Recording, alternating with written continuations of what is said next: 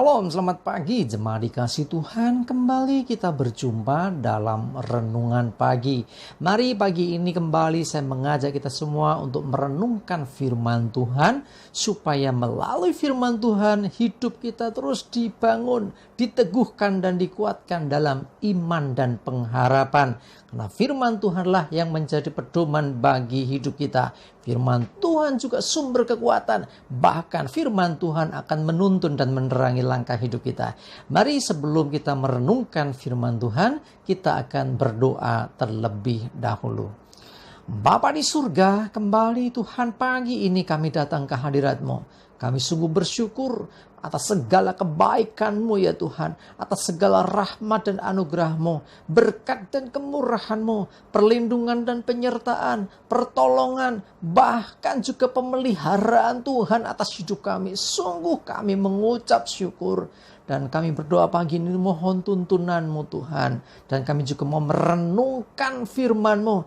Mari Tuhan singkapkan dan nyatakan kebenaran firman-Mu. Dan urapi kami sehingga kami bisa menangkap pesan Tuhan. Dan juga melakukannya dalam hidup kami. Terima kasih ya Tuhan. Dalam nama Tuhan Yesus kami bersyukur dan berdoa. Amin. Mari jemaat dikasih Tuhan, kita akan buka Alkitab kita. Renungan pagi ini saya ambilkan dari Amsal 28 ayat yang ke-13. Amsal 28 ayat 13 saya bacakan. Siapa menyembunyikan pelanggarannya tidak akan beruntung. Tetapi siapa mengakuinya dan meninggalkannya akan disayangi. Dalam terjemahan bahasa Indonesia masa kini dikatakan siapa yang menyembunyikan dosanya tidak akan beruntung. Tapi siapa yang mengakui dan meninggalkannya akan dikasihi Tuhan. Jadi sesungguhnya Tuhan tahu akan apa yang kita buat. Kita nggak bisa menyembunyikan pelanggaran kita. Kita tidak bisa menyembunyikan dosa kita. Mau disembunyikan seperti apapun Tuhan tahu semuanya. Tetapi Tuhan mau supaya kita menjadi orang-orang yang jujur, orang-orang yang terbuka di hadapan Tuhan. Jadi kalau kita mengakui akan pelanggaran, mengakui dosa kita, bahkan bertobat, dalam arti meninggalkan dosa kita itu, meninggalkan kejahatan kita, maka Tuhan mengasihi kita, Tuhan menyayangi kita. Ya, kita pernah mendengar ya, mungkin ada istilah ya, keterbukaan adalah awal dari pemulihan. Bukan soal benar atau salah, tapi respon. Jadi artinya apa? Keterbukaan kita, ya, kejujuran kita itu awal dari pemulihan. Orang yang mau jujur, orang yang mau terbuka, yang mengakui akan kesalahannya, dia akan mudah dipulihkan. Bahkan ini bukan masalah seberapa besar salah, seberapa besar dosa, siapa yang berdosa, siapa yang bersalah. Mau seperti apapun, sebesar apapun dosa, kalau kita mengakui dan bertobat sungguh-sungguh, Tuhan mengampuni kok. Ya, jadi nggak perlu kita sembunyikan. Kadang-kadang kita ini lucu ya. Kita menutup-nutupi dosa kita di hadapan Tuhan. Padahal pada waktu kita berbuat dosa, Tuhan melihat semuanya.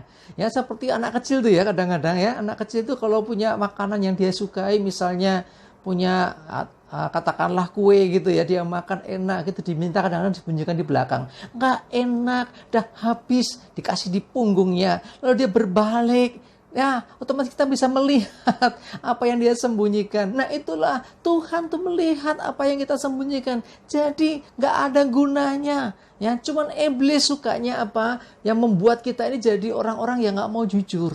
Ya, berusaha bersembunyi. Seperti Adam habis berbuat dosa, dia berusaha bersembunyi. Tidak bisa. Tuhan tahu kok. Nah, jadi lebih baik kita jujur. Ya, karena dengan keterbukaan justru akan ada pemulihan, bahkan disayangi, dikasihi Tuhan. Coba lihat 1 Yohanes 1 ayat yang ke-9. Saya bacakan. Jika kita mengaku dosa kita, maka ia adalah setia dan adil, sehingga ia akan mengampuni segala dosa kita dan menyucikan kita dari segala kejahatan. Perhatikan, jika kita mengaku Ya, artinya jujur, terbuka akan dosa dan kesalahan yang kita buat. Maka Tuhan itu setia dan adil. Dia akan mengampuni dan menyucikan kita dari segala kejahatan.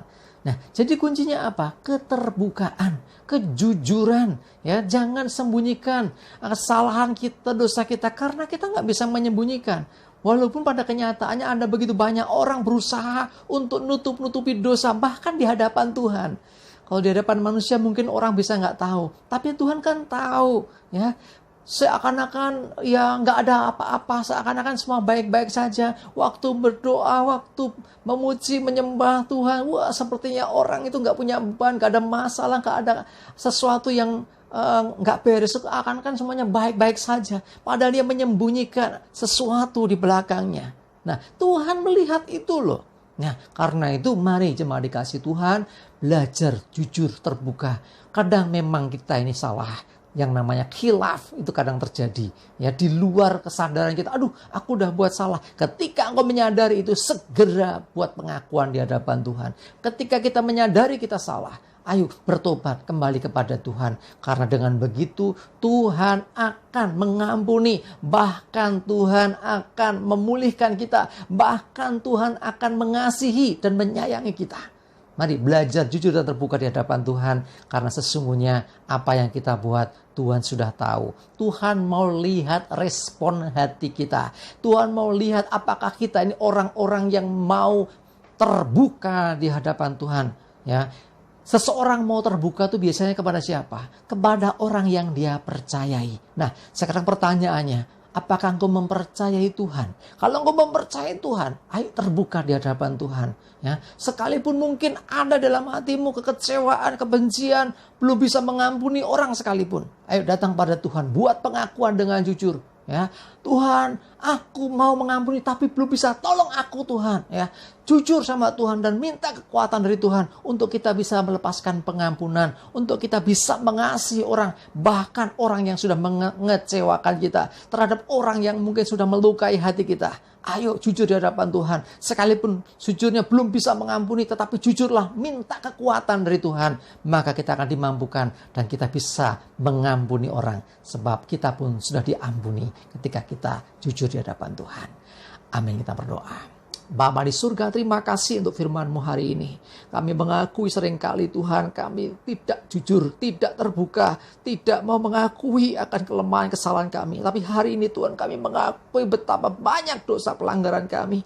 Ampuni kami Tuhan, pulihkan kami Tuhan, barui hidup kami. Kalau masih ada sekiranya dalam hati kami kekecewaan, mungkin kebencian kepada seorang Tuhan dan kami belum bisa mengampuni, mohon kekuatan daripada-Mu Tuhan sehingga kami bisa mengampuni mereka. Seperti Engkau pun mengampuni kami sekalipun dosa dan kesalahan kami begitu besar. Terima kasih Tuhan, Roh Kudus tolong kami supaya kami bisa melakukan ini dalam hidup kami.